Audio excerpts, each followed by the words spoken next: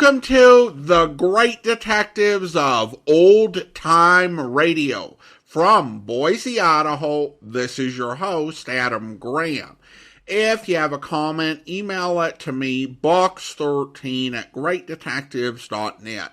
Follow us on Twitter at Radio Detectives and check us out on Instagram, instagram.com/Great Detectives. If you are enjoying this podcast, please follow us using your favorite podcast software. A reminder, we have just recently launched our Volume 2 feed at volume2.greatdetectives.net. It's our latest archive feed where you can enjoy seasons 4, 5, and 6 of the Great Detectives of Old Time Radio. Currently, we are releasing 1 week's worth of episodes onto the Volume 2 podcast every week. Although we will eventually scale that up so that we can the entirety of Season 4 in about 16 weeks. So now's a great time to subscribe. Check it out, volume2.greatdetectives.net. But now let's go ahead and get into today's episode of yours truly, Johnny Dollar. The original air dates are March the 12th and March the 13th of 1956. And as reminders, we will be playing episodes 3 through 5 on Friday. And if you would like to listen to all 5 parts at the same time, then you may want to go ahead and pause this episode and then come back to it on Friday, and then you can listen to all 5 of the 5-part episodes at the same time. But here now is the Clinton Matter episodes 1 and 2. From Hollywood, it's time now for Johnny Dollar. Mr. John Dollar? Yes? Western Union, I have a message for you from New York. Oh? Please proceed Northern Hotel, Clinton, Colorado, as soon as possible. Yeah? Building irregularities suspected affecting several insurance companies. Will advise. Regards. Signed, Albert Davies, Chief Investigator, United Adjustment Bureau, New York, New York. Uh-huh. Would you like that mailed to you, Mr. Dollar?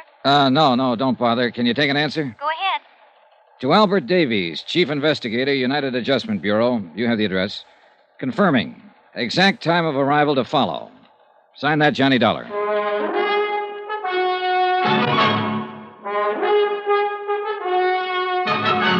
Tonight and every weekday night, Bob Bailey in the transcribed adventures of the man with the action-packed expense account, America's fabulous freelance insurance investigator. Yours truly, Johnny Dollar.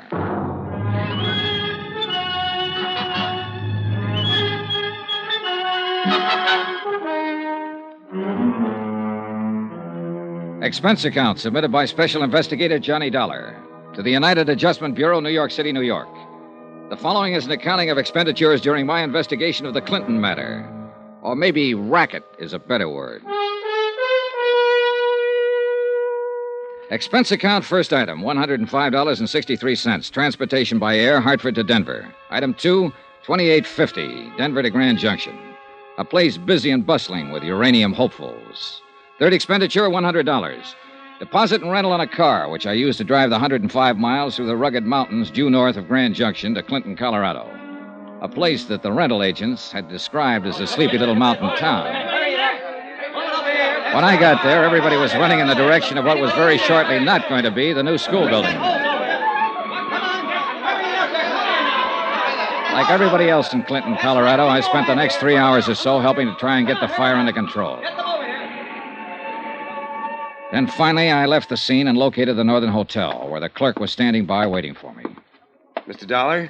Yeah. Operator 18 New York City has been calling you for the last 4 hours. Mr. Davies, I believe. Oh, yeah. Could you put the call in for me? Certainly, I'd be glad to. I'll take it up to my room. I want to change my clothes. Certainly.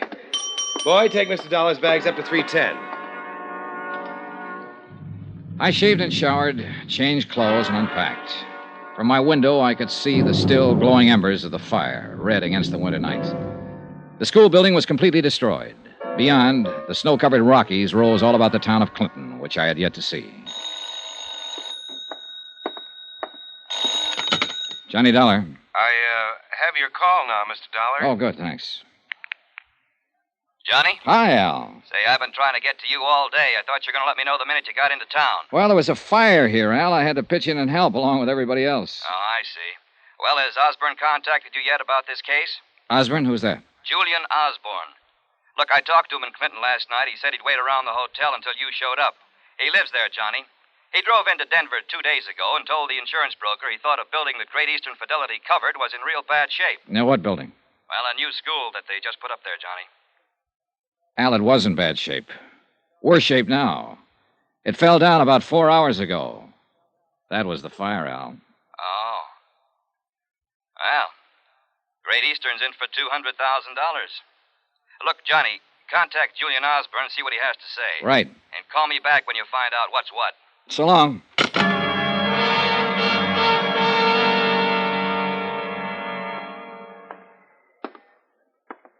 Yes, Mr. Dollar, may I help you? Yeah. Do you have a city directory here in Clinton? We aren't that small. Here it is, right here. Good.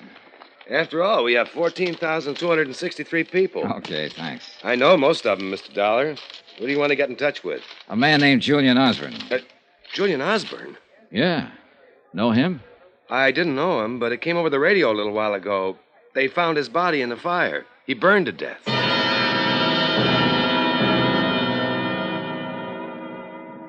A 4-block walk down the icy streets of the town took me to the sheriff's office, and face to face with a heavy-set, owlish-looking man named Doherty. Sheriff Paul Doherty. He smiled professionally until I got around to inquiring about Julian Osborne. Oh. Well, you his family? No. I made the trip here to Clinton to see him especially, though. I just heard he was killed in the fire. Yes. Yes, too bad about Mr. Osborne. I don't quite understand about it, though. He was school janitor. Oh. What was your business with him, Mr. Dollar? Insurance investigation. Oh? Yeah, Osborne reported the possibility of something wrong with the new school. He did? To who? To our brokers in Denver. That's why they sent me out here. Well, your trip was for nothing, then. Maybe. Well, you'd think if he had anything like that on his mind, he'd have come to me, wouldn't you? Yes. Did he? No, used to pass him on the street. Never said a word. Uh-huh. Where's the body? Morgue? I wouldn't go over there, son. I want to contact some of his family, his friends. Well, that might be hard to do. No family here, no close friends. Used to prospect for a living until he got kind of old. Then he took the job janitoring. Lived right there in the basement of the school. City'll bury him. I see. How long had he worked at the school? 6 months since the place was built. Mm-hmm. Who hired him? The principal, Florrie Hawkins. Florrie Hawkins. Where can I find her? Lives on Pearson Street. That's 1 block over and 2 blocks to your left. Number 326. 326 Pearson, huh? That's right. And son. Hmm? Bad night to go calling on her.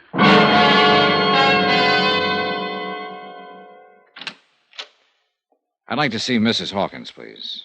I'm Miss Hawkins. Well, I'm an insurance investigator. My name's Johnny Dollar. Insurance? Yes. Why do you want to talk to me? Well, I'll be frank with you, Miss Hawkins. I came to Clinton to talk to Julian Osborne. Oh. You heard he died in the fire. Yes, I heard. Tragic. I'm so thankful school wasn't in session today. Come in. Thank you. I know this has been a pretty grueling day for you, for everyone in this town, Miss Hawkins, losing your school and all. I wouldn't call on you except I feel it's important. Excuse me, please. Sure. Hello? Who? Yes, Sheriff. Yes, he is right now. Yes. Good night. There's just a couple of questions I'd like you to answer about Julian Osborne so I can get... I'm afraid I can't help you with anything, Mr. Dollar. What? You'll have to go now. Well, look, now, wait a minute. If you'd only... I don't want to be impolite, but I'm tired. Very tired. Yeah, sure. That phone call wore you out. Please. All right, I'll go, Miss Hawkins. But I think you should know why I came here. I can assure you, Mr. Dollar, whatever the reason, I'm simply not interested. I was sent here because Julian Osborne advised the insurance company that he suspected certain building irregularities had gone into the new school. Miss Hawkins, did Mr. Osborne ever mention anything like this to you? No. Now, will you Do you have an idea to whom he might have confided such information here in Clinton? No. I rather think he was imagining things. You noticed nothing irregular yourself? No, of course not. Mm-hmm. Would that call you just had from Sheriff Doherty cause you not to notice anything? Is that all? I'm dreadfully tired. Thanks for your time. Oh, Miss Hawkins. Yes? If Sheriff Doherty calls again, tell him I'm at the Northern Hotel. Northern Hotel. Good night, Mr. Dollar. Expense account item 4, $10.80. One long-distance call to New York. I got Al Davies out of bed and told him the fate of Julian Osborne. Davies requested me to stay on in Clinton to see the matter through. About 11 o'clock that night, I walked over to the site where the new school had once stood. A few firemen and policemen were still around, searching the ashes by the light of lanterns and spotlights. One of them told me the cause of the fire had not yet been determined. I started back to my hotel. Turning a corner by an alley, 2 men in dark clothes were holding a third man in a sheepskin. A fourth man was giving him the works. Hey, just a minute here. Come on, let's get out of here, boy. There, easy now. You need some help, mister. Everybody needs help. Let me tell you who I am before you help me. Maybe you won't want to. Easy, just take it easy now. I'm David Baines. You're from out of town, aren't you? Yes. I thought so. I architected that school that isn't anymore. Well, don't you understand, Samaritan? Don't you see? That group of citizens who were working me over just now have kids. The kids could have been in there when the fire broke out. Easy now, I'm afraid. I'm afraid they feel I don't design especially good buildings. I took David Baines over to my hotel room, still half unconscious from the beating. I sent the bellboy out for bandages, iodine, and something to take off the chill. While I was patching him up, I was thinking how he'd stood there and taken that beating. Stood there in sight of half a dozen policemen and firemen and let them do that to him. Yeah, try a little more. Thanks. Who are you? Johnny Dollar, insurance investigator. I came here about the school. I see. Do you want to beat me up, too? Company you're working for will be liable. Want some more of this? What'd you say your name is? Dollar. Johnny Dollar. Mr. Dollar, I'm in a curious position. I designed the school. I planned every feature of it. But I had nothing to do with the building. You don't believe me? I wish you'd explain that. A week before they broke ground, a very important thing happened to me, Mr. Dollar. I went to Europe. I couldn't pass it up. It was a chance to study for another year under some men I'd admired all my life. Consider it a scholarship, Mr. Baines. That's what he said. Who said? The man who paid my way to Europe. His name was Roy Vickery. So I went to Europe, and I studied. I came back, and my building was all built. Now it's burnt down. I'm a local boy who's made bad. Very bad. Who's Roy Vickery? The contractor who built it. Oh, I better talk to him. Yes, talk to him by all means. You represent a rich and powerful company, Mr. Dollar. But in Clinton, you're wasting your time. You'll learn no facts, no information, nothing helpful from anyone here. Particularly Roy Vickery.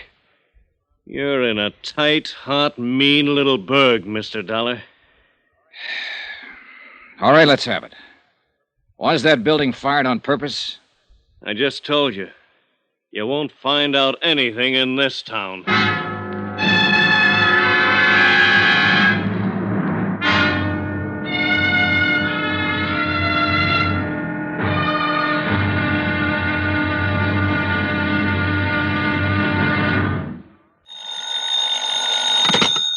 Johnny Dollar. David Baines. Hi. How's it going this morning? I'm staying off the streets. I don't want to be beat up again. I'd advise you to do the same. I can't very well do that. The city of Clinton has filed claim for their school building. I have to make an investigation. You're bucking a rough crowd, Mr. Dollar. Wait till you meet 'em all. I intend to. I admire you, but I think you're foolish. Good luck. Just a minute. What? Not only did a school building burn down yesterday, but a man died in that fire. If there was something wrong with it, I want to get to the bottom of it. I expect help from you, too. I'll stay here until I hear from you.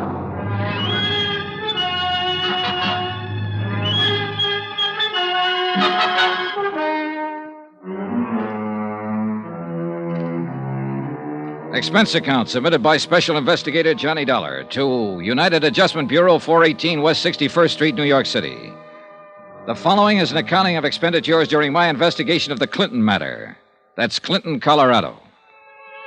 Expense account item 5, 80 cents, telegram to Dodd and Company, Denver insurance brokers, who would handle the policies covering the new school building in Clinton. I requested them to forward copies of the policies. Item 6, 10 cents, one copy of the Clinton Times and the full story on the fire. It was believed by Fire Chief Hanley that the fire had started because of overheated boilers in the heating system.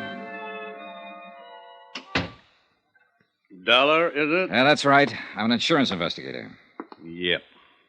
Well, what can I do for you? Tell me about the fire yesterday. You sound like you're carrying a chip on your shoulder, Mr. Dollar. We had word that building irregularities were suspected in that school, Chief. The word came from the janitor, Julian Osborne. He burned to death in that fire yesterday, and the building's gone now. You get as head up as you want to, boy. I got my own troubles. I'll tell you what we think, and you can take it, whether you like it or not. We think old Julian Osborne might have passed out, got drunk, or had a heart attack in that building. We think something like that happened, and the boilers kept right on going and built up the pressure. We think the boilers exploded, the fire started, and that was that. And why do you think the whole place went down? Because it spread so fast. Why did it spread? I didn't build the building. I just took care of the fire. You're going to have to change your attitude around here if you want anybody to cooperate with you. All right, then tell me this. Why, on a day when school wasn't in session, would those boilers be fired up at all? I don't know. Chief, last night I talked to Sheriff Doherty, trying to get information about Julian Osborne. He didn't know anything either. I also talked to Florrie Hawkins, the school principal. She didn't know. Now you don't know anything. Who does? I've done my job, boy. I've determined cause. You've also given me a chance to look at you, which was about the only reason I came here. I'll get information elsewhere, Chief. There's some people in this town who want to talk and tell me things. You and your sheriff and whoever else is involved can't keep every mouth in this town shut. And I'll tell you like I told Miss Hawkins. I'm at the Northern Hotel, in case you remember anything. I can't hear you, boy. Not one word.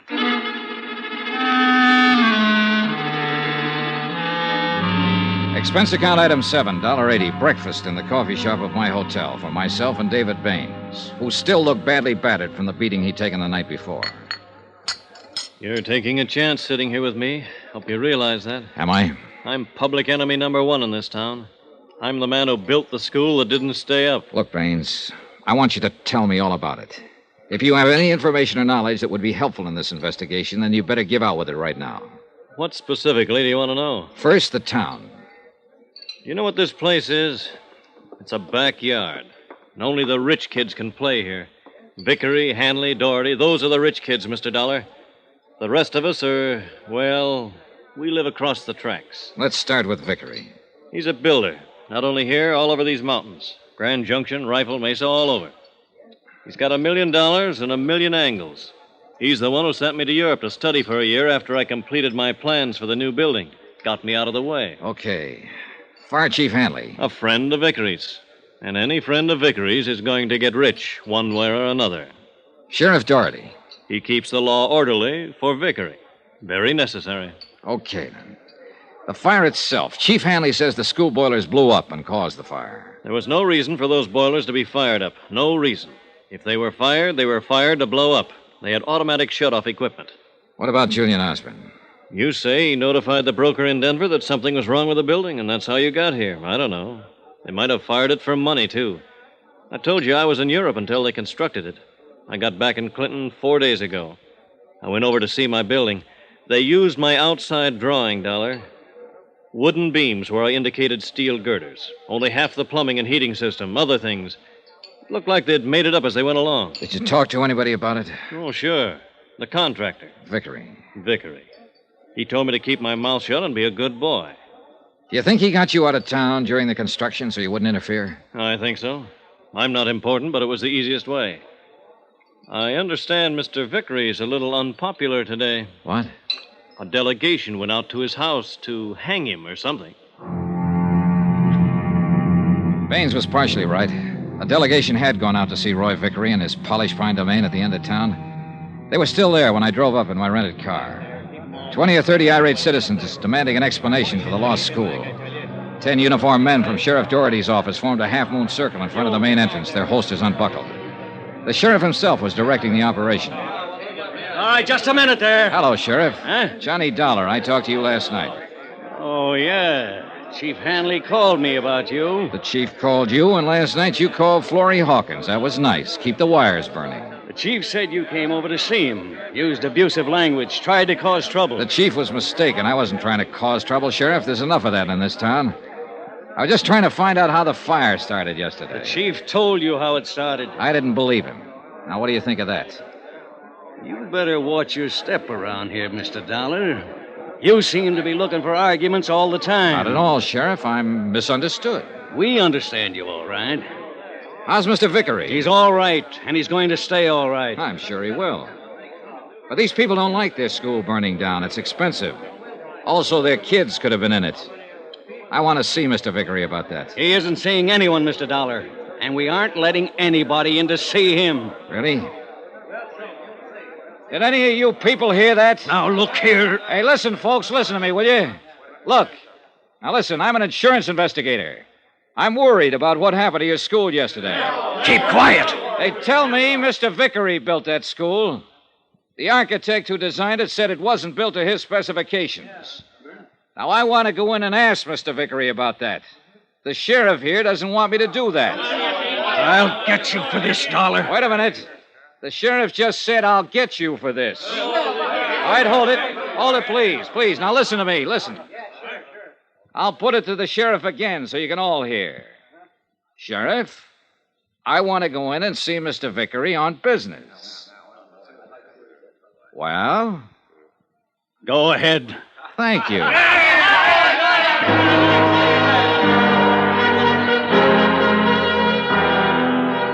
At a direction from Sheriff Doherty, the wedge of deputies opened up long enough for me to walk through the wrought iron gate and up the steps to the Vickery mansion. A tall man in a white jacket answered the door and ushered me into a den that was stocked with good liquor and big leather chairs. Finally, a big man in a blue suit walked in. He had lots of good teeth, and there wasn't an ounce of fat on his 230 pounds. I'm Roy Vickery. It was quite an act with Sheriff Doherty just now. I watched you from upstairs. That's a good, safe place to watch from, Mr. Vickery. Now that you're in, what can I do for you? Tell me everything you can about that school building. Mm-hmm. Has the city of Clinton made a claim yet? Yes, $200,000, building and contents. You got in town pretty fast. We heard there might be something wrong with that building before the fire. Apparently there was. Now, who told you a thing like that? Julian Osborne. He's dead now, you know. Oh? Well, 2 boilers explode, and there's something wrong with the building. Is that the way you people figure? Yep. Well, so do we, and we couldn't find anything wrong. Who's we? Officially, we're the Civic Construction Department. We just had a meeting. We thought we ought to. Yeah. I figure those people hanging around outside should be worrying. Well, they don't worry me, and you don't worry me. A drunken janitor goes to sleep and lets the boilers kick up, and the joint blows apart and burns down. That's what we decided in the meeting.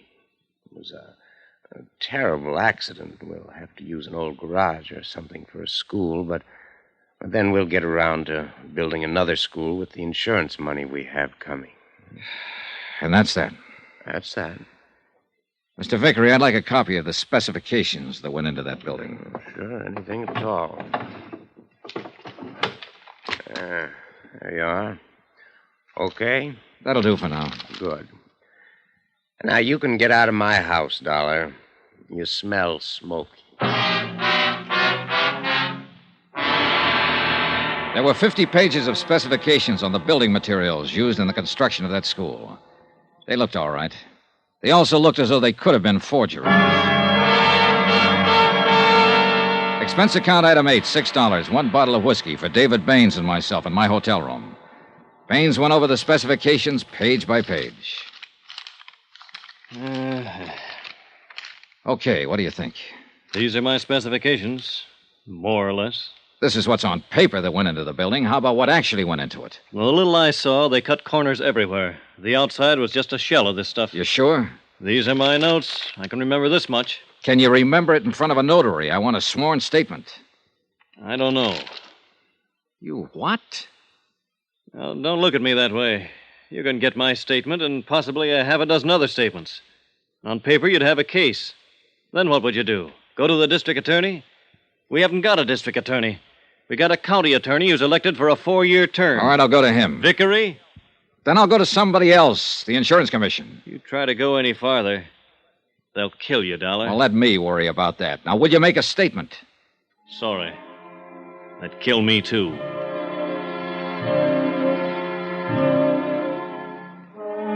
And that's the way matters stood in Clinton, Colorado, 24 hours after their new school building had burned down and a man had died in the flames. Everyone seemed to know it was all wrong, but no one was willing to do anything about it. Johnny Dollar. Hello, Dollar. Roy Vickery. Wow. You go over those specifications? Yes, I did. Very thoroughly. Well? I think they're fakes, Mr. Vickery. I didn't ask you your opinion, Dollar. But you've got it. Well, I'm sure you're entitled to it. When are you leaving town? Not for a while. I was kind of hoping you'd be leaving like in about an hour. You'd make good connections then. Sorry. I haven't really gotten around as much as I want to yet. You saw me. I can tell you anything. Well, I'll get around to you again. Get out of town, Dollar. Now. Vickery, there are times when I don't hear good.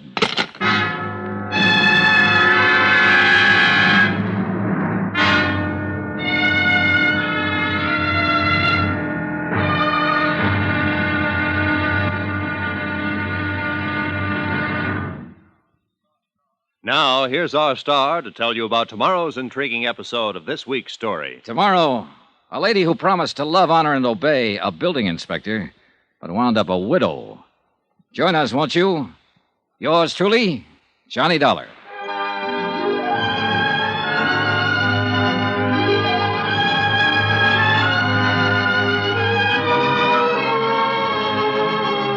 Yours truly, Johnny Dollar, starring Bob Bailey, is transcribed in Hollywood. Written by John Dawson, it is produced and directed by Jack Johnstone. Be sure to join us tomorrow night, same time and station, for the next exciting episode of Yours truly, Johnny Dollar. Roy Rowan speaking.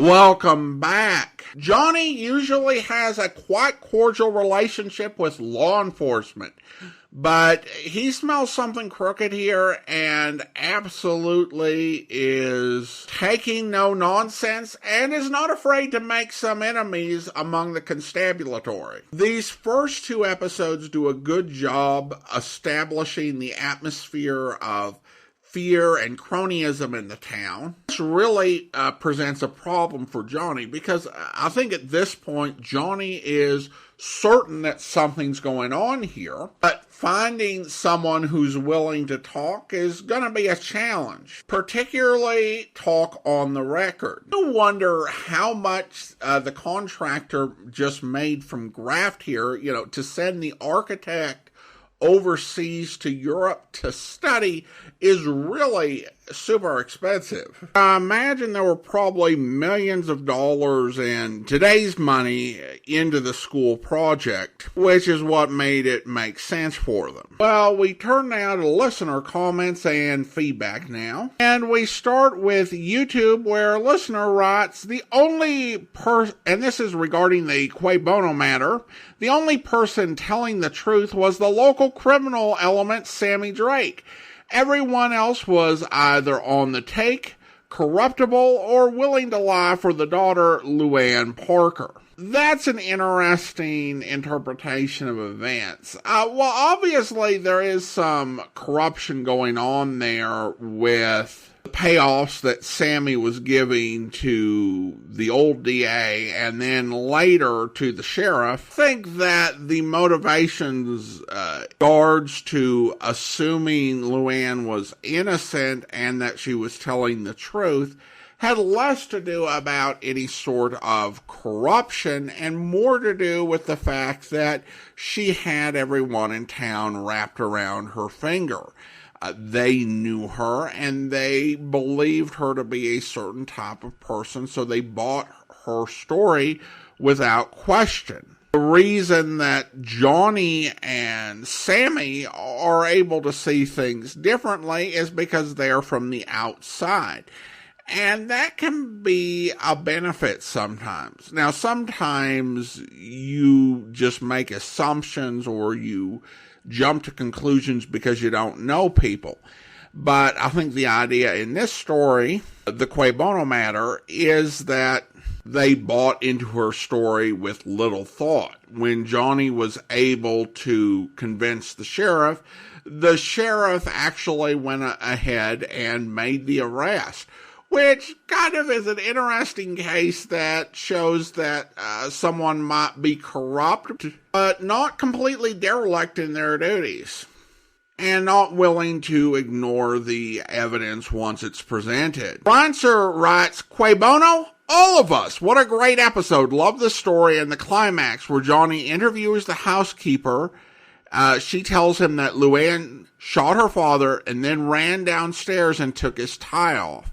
And you're right, that was actually an important clue that Johnny didn't pick up on until he met the stranger very serendipitously. Blue-Winged Rhino writes, that was a good one. And regarding Let George Do It, listener writes, thanks, Adam. I always appreciate the time and effort you put into your channel. Well, thanks so much. I appreciate it. Then we turn to a comment regarding the episode where we reposted a program from our archives, an encore presentation of an episode featuring Bob Reddick, the Wrong Sign Manor. Stephen writes, the will was slipped inside a stock certificate that Danny had access to. When the niece told Johnny where she found the will, he said, so that's how he did it.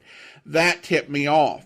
Well, thanks so much. Appreciate the comment. And I am sorry about that. It, I guess, is kind of the peril of the way that I did those encore presentations, is I just grabbed the program that I played on my, I think for that one, it was my 3,000th day since the podcast had started. And I had no idea that I ended that episode with a question. And I got another listener who contacted me about that as well. So I'm sorry about that. I actually got quite a few people correcting me on it at the time. I remembered that after getting some of the responses I've gotten. And then finally, we have a review from Aaron Sr. in the Apple Podcast Store. Adam does a great job presenting a comprehensive archive of early radio dramas. I appreciate his post-commentary and his knowledge of the actors performing in the various shows. I don't mind the ads if it means that it helps keep these old-time radio shows available. Well, thank you so much, Aaron. I appreciate your kind review in the Apple Podcast Store. And now, let's go ahead and thank our Patreon supporter of the day. And I want to go ahead and thank John. John has been one of our Patreon supporters since August 2022, currently supporting the program at the Detective Sergeant level of $7.14 or more per month. Thanks so much for your support, John. And that will actually do it for today. If you are enjoying this podcast, I encourage you to follow us using your favorite podcast software. And please be sure to rate and review the podcast wherever you download it from. We will be back on Friday with the conclusion of the Clinton matter. But join us back here tomorrow for Dangerous Assignment, where... After you, Mitchell. Thanks. Let's see. What floor is that again? 8, the top button. Okay. You know, this must be getting pretty monotonous for you, Prevo, chasing after this guy and winding up with a handful of air each time. Yes, I'd like very much to get my hands on him. He's doing the cause of democracy in my country a great deal of harm. Of course, I am certain our neighbors across the border to the east are enjoying the whole affair hugely. I don't doubt it. Hey, what's the matter with the elevator? It quit.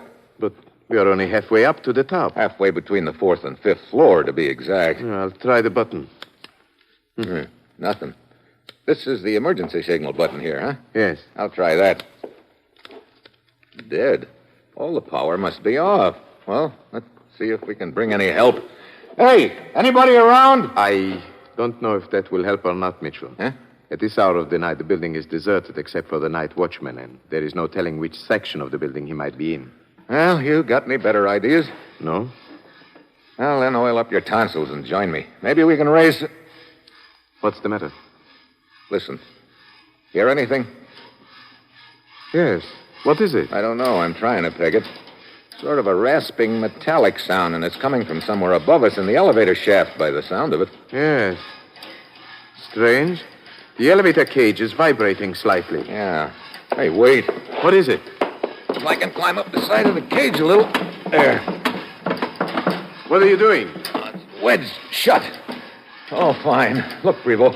Somehow we've got to get this trapdoor on top of the cage open before it's too late. Too late? What do you mean? I just figured out what that sound over us is. It's a hacksaw. Yes, you are right. Mitchell, somebody is trying to saw the elevator cable in two. That's right, Prevo. If we don't figure a way out of this rat trap fast... I hope you'll be with us then. In the meantime, do send your comments to box13@greatdetectives.net. Follow us on Twitter at Radio Detectives and check us out on Instagram. Instagram.com/Great Detectives. From Boise, Idaho, this is your host, Adam Graham, signing off.